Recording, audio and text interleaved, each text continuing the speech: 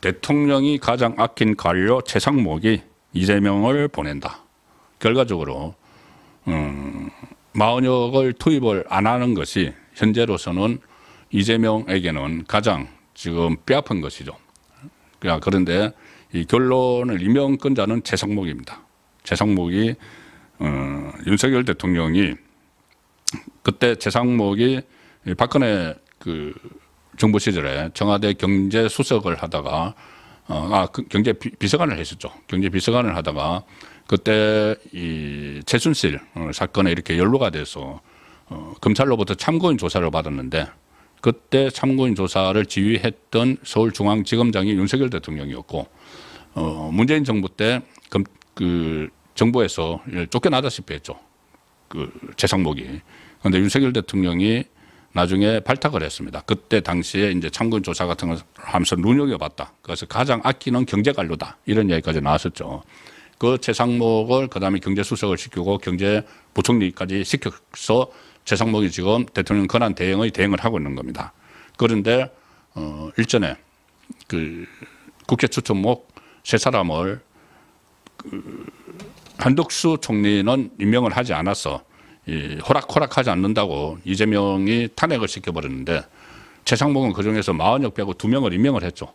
그래서 보수 우파 진영에서도 엄청난 비판을 받았는데 그 이후에는 단단해졌다. 이런 평가를 지금 받고 있습니다. 그 평가 내용이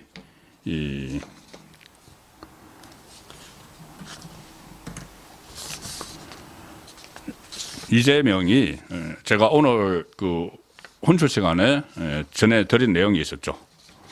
최상목 그 몸조심하라. 이재명이 협박을 했습니다. 이재명이 오늘 아침 광화문에서 이제 텐트를 쳐놓고 거기서 무슨 뭐 현장 뭐 최고위원회의 이런 걸 열었는데 오늘 이재명 방탄복을 입고 등장을 했습니다. 방탄복. 자기가 무슨 살해 위협을 받고 있다. 그래서 경찰에 신변보호 요청을 하고 경찰이 신변보호를 해주기로 했죠. 뭐 살해 위협을 받는다고 하니까. 그런데 오늘 방탄복을 입고 광화문에 나타났습니다. 그 전에 자기 이 지은 죄를 피하려고 불체포 특권을 누리려고 방탄조끼를 입었다. 상징적으로 그렇게 이야기를 많이 했죠. 방탄조끼. 그런데 방탄조끼 불체포 특권 국회의원 돼가지고 대표 돼가지고. 그런데 실제로 방탄조끼를 오늘 입고 그 위에 겉옷 입고 그리고 광화문에 와서 한 말이 참 이렇게 이야기했습니다. 최상목을 향해서 직무유기 현행범으로 체포될 수 있으니 몸조심하기 바란다. 몸조심하기 바란다. 최상목 대통령 직무대행은 지금 이 순간부터 국민 누구나 직무유기 현행범으로 체포할 수 있다. 몸조심하라. 이 그냥 개딸에게 국민이 체포할 수 있다. 이 말은 무슨 말이냐 하면은 자기 지지하는 개딸들에게 좌표를 찍어준 겁니다. 좌표를 찍어준 겁니다. 개딸들에 가서 직접 체포는 못하죠. 대통령 권한 대행이라서 경호도 받고 하는데 좌표를 찍어준 겁니다. 체포하듯이 괴롭히라는 이야기죠. 괴롭히라는 지시를 내린 것이죠. 좌표 찍힙니다. 이렇게 되니까 오늘 정치권이 발칵 뒤집혔습니다. 심지어 이 민주당 안에서도 왜 저런 이야기가 나오지? 몸조심하라. 이것은 정말 싸구려 발언이죠. 싸구려 발언. 동네 건달들이나 하는 협박할 때 하는. 신동욱 국민의힘 수석 대변인은 논평을 통해서 이렇게 이야기합니다. 이재명이 본인 재판을 앞두고 사법 리스크가 현실화될 위기에 처하자 이성을 잃은 것 같아. 이성을 잃은 것 같아. 오늘 유종복 인천시장은 그런 말까지 했죠. 미친 것 같아. 이재명이 미친 것 같아. 정말 이 발언 내용이 몸조심하라. 어떻게 정당 대표라는 사람이 대통령 권한 대행에게 체포될 수 있으니 몸조심하라. 이런 말을 할 수가 있습니까? 그러니 이성을 잃은 것 같아. 미친 것 같아. 이야기까지 노는 거죠. 성일종 국방위원장은 아니 직무유기 현행범은 이재명 당신 아니냐. 이재명이 국회의원직과 야당 대표직을 자기 방탄에만 이용해서 악용을 했는데 그게 직무유기 아니냐. 맞는 이야기죠. 이 상황에서 어제 제가 설명드렸다시피 그제 한정식 집에 이재명이 자기 최고위원들하고 참모들을 불러놓고 갑자기 저녁에 다 소집을 했습니다. 신촌역 인근에 있는 한정식 집 거구장 여기에 다 모아놓고 뭐 현재에 대한 정보를 아는 것이 있으면 좀 말해봐. 서로 자기들끼리 막 정보 교환을 하고 아마 이재명도 문영배와 이게 그 라인이 뭐 끊어진 것 같기도 합니다. 다 모아가지고 민주당 최고위원들 다 모아서 갑자기 밤에 밥 먹으러 그 어디 한정식 쪽으로 오라고 해가지고 그렇게 막 물어봤는데 이재명은 그런 말을 했다고 합니다. 이 정도로 선거가 늦어지는 건 문제다. 앞으로 어떻게 해야 되겠느냐 하니까 바로 박찬대가 그 다음날 어제 아침에 오늘까지 그러니까 지금 기준으로 오늘까지 내일까지 최상목이 마원혁을 임명하지 않으면 최상목의 목을 치겠다는 식으로 그렇게 이야기를 했죠. 또 탄핵하겠다는 식으로 이야기를 했죠. 그러고 나서 어제 이재명은 또 강주를 찾아가지고 막 갈라치기를 하면서 헌재를 공격을 했습니다. 이재명이 헌재를 계속 공격을 했습니다. SNS를 통해서 또 공격을 하고 강주에 가서 지지층을 모아놓고 헌재가 혼란을 최대한 신속하게 종결되어야 하는데 헌재가 뭐 하는 거냐?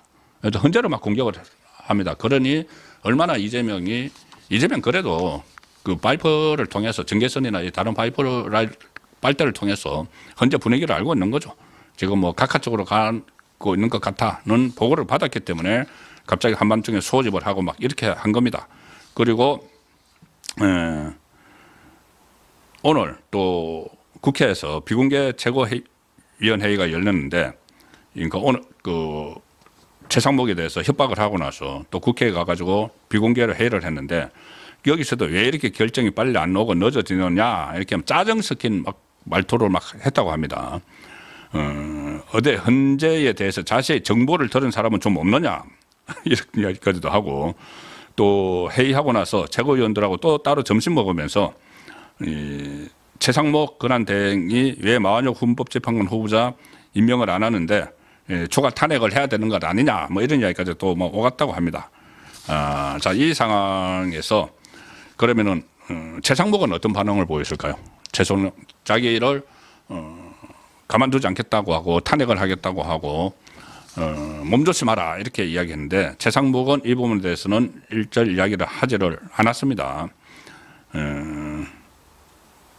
지금 박찬대가 지금 최상목 부총리는 최상목 부총리라고 합니다. 예. 오늘 안에 마원혁 후보자를 임명하라 최후 통첩을 했는데도 꿈쩍하지 않고 있다. 야당의 압박에도 오늘 최대행 측은 마원혁 후보자 오늘 임명할 계획 없어요. 임명 안 해. 이렇게 버텨주고 있는 겁니다.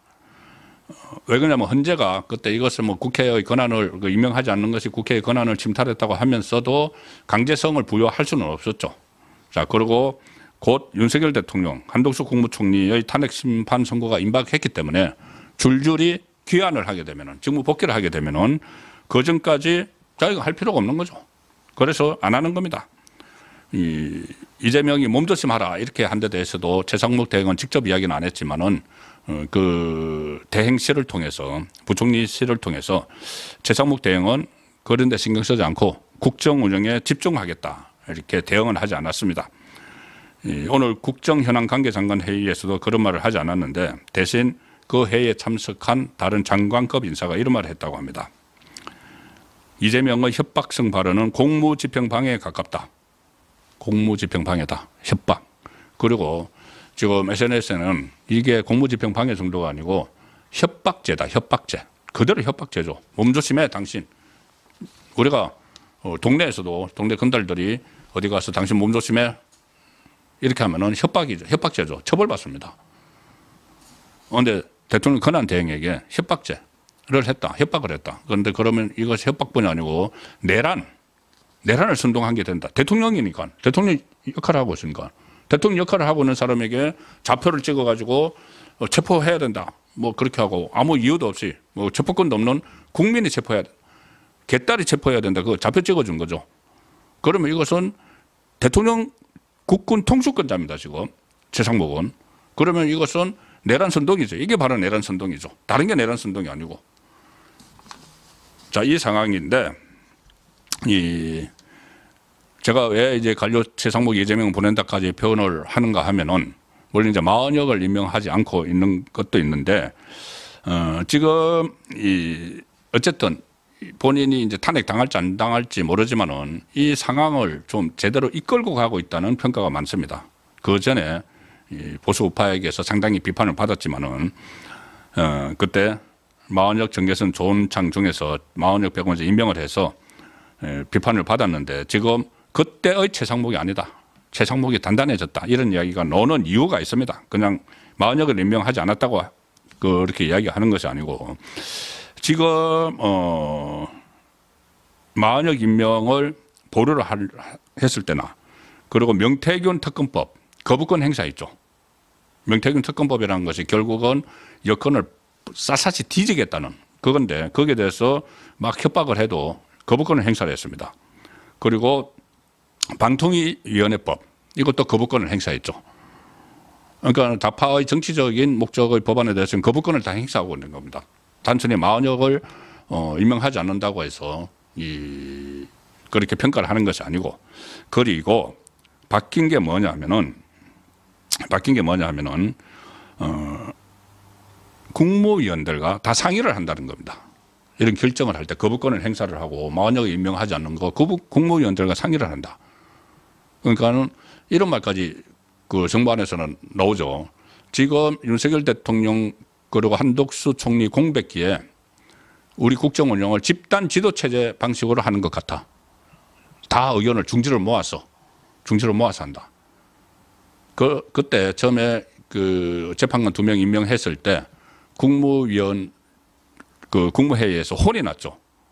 상의를 안 하고 했다고. 그때 특히 김문수 고용노동부 장관이 아주 혼쭐을 냈다. 왜냐하면 뭐 나이도 한참 위고 여러 가지 경륜도 있고 하니까는 강하게 이제 항의를 했다는 이야기가 났죠. 그 다음부터는 최상목 대행이 모든 결정을 내기 전에 국무위원들에게 다 의견을 물어본다는 겁니다. 물어봐서 마흔역 임명도 하지 않는 것이고 막 통과시킨 법안에 대한 거부권도 행사를 하고 자 이런 상황이 있기 때문에 제가 대통령이 가장 아낀 관료 최상목이 이재명을 결과적으로 보낸다. 이재명은 초조해지니까는 최상목을 향해서 협박을 하는 그런 상황이 전개가 됐습니다. 오늘 중앙일보가 이런 분석을 하나 했습니다. 최상목 대행 체제가 들어선 83일 동안 민주당 지도부가 이쪽 한 발언들을 전부 다 살펴보니까 83일 동안 최소 25번 이상 최상목에게 탄핵하겠다, 수사받도록 하겠다, 압박을 했다. 나흘에 한 번 꼴 최상목을 길들이기를 한 거죠. 그런데 길들여지지가 않은 거죠. 최종 시한, 최후 통첩, 오늘까지 해. 그때 박찬대는 오늘 오후까지 마흔역 임명해.